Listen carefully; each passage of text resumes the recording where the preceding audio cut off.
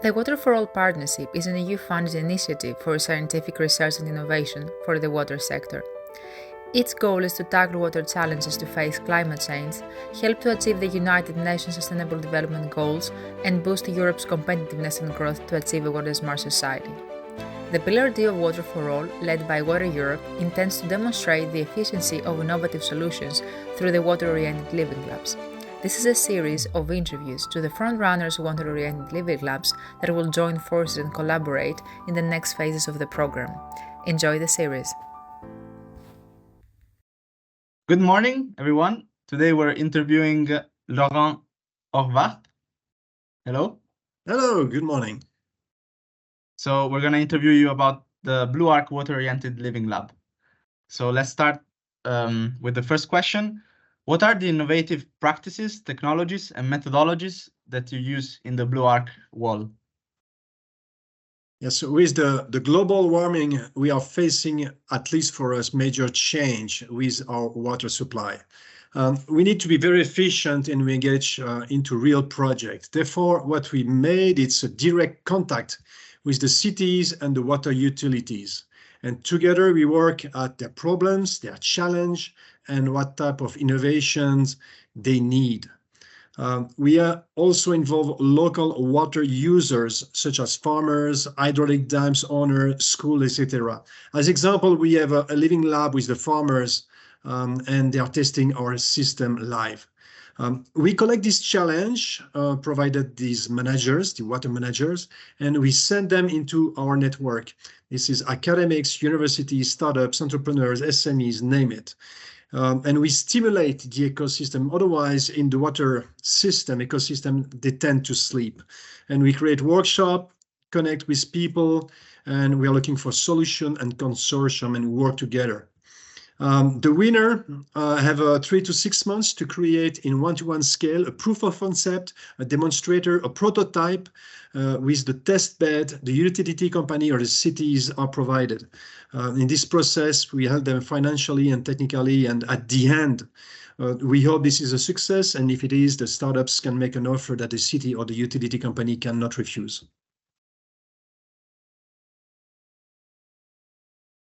I cannot hear you. Okay, we'll have to cut this probably. Okay, great. What are the societal, economic, and environmental impacts and benefits on the local territory and community of the wall? Yeah, the global warming is very strong in the Alps. We have 2.5 degrees above the normal temperature. It means that we are facing rapid impact on the water system from quality, quantity, especially from irrigation, hydraulic dams, and we register stronger weather impacts such as droughts or flash flooding. Thus, we are in a hurry to find solutions and to mitigate and to adapt this new challenge.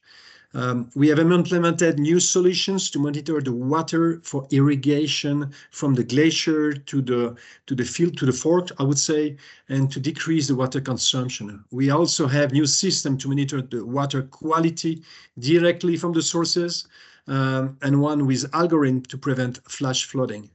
And we put people together, we share the expertise to help to find new solutions.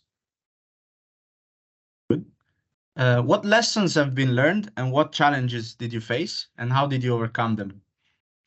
We are very small cities in the Alps. We are not Paris, we are not London or Geneva. It means that we are less appealing for startups or SMEs. Most of the time they think the market is too small. It's easier to sell 1,000 devices in Zurich than in Verbier. We notice this perception with the digitalization, the sensors and the IoT. Thus, we have to make the data available to the academics and the startups. Therefore, and we have network, LoRa network, fiber, 4G, 5G. Therefore, we have everything that big city can offer. We have also one-to-one scale test bed with the employees that can help. Of course, we are not these big cities, but it means that we are much faster because you can directly talk to the director of the different organization. Therefore, it's faster. And at the end of the day, even if we are less appealing than London, the business opportunities are quite interesting, and we move much faster. What about the future? can you provide some tips and tricks for the new walls that are currently in the process of establishment? Yes, our vision is to work internationally and especially in the Alps. We need to attract solutions that employ in big cities and tailor them to the Alps and the rural cities. We have also to create solutions for our needs. Many living labs or innovation clusters are afraid that their startups will leave for a better paradise. Therefore, they are very protective with their project and they are afraid to share the information. But we think that we have to share our needs and we need to involve startups and SMEs from abroad. As example, we are working with Infotiles. Infotiles are located in Norway, but now they are interested in opening an office in Switzerland for business opportunities. Thus, it's a win-win. It's a win for Norway. It's also a win for us. If I can suggest an idea, it's to collaborate with other living labs and not reinvent the wheel. We see a lot of products that are similar, not reinvent the wheel. And for us, the global warming is way too fast and we cannot waste time. We need to extend the reach of the living lab outside of Switzerland. By the way, there is no wall in Switzerland, in order to answer the needs of your citizens and the water manager. That's great. Thank you very much for your input, Lauren. It's a pleasure. Great. Thank you.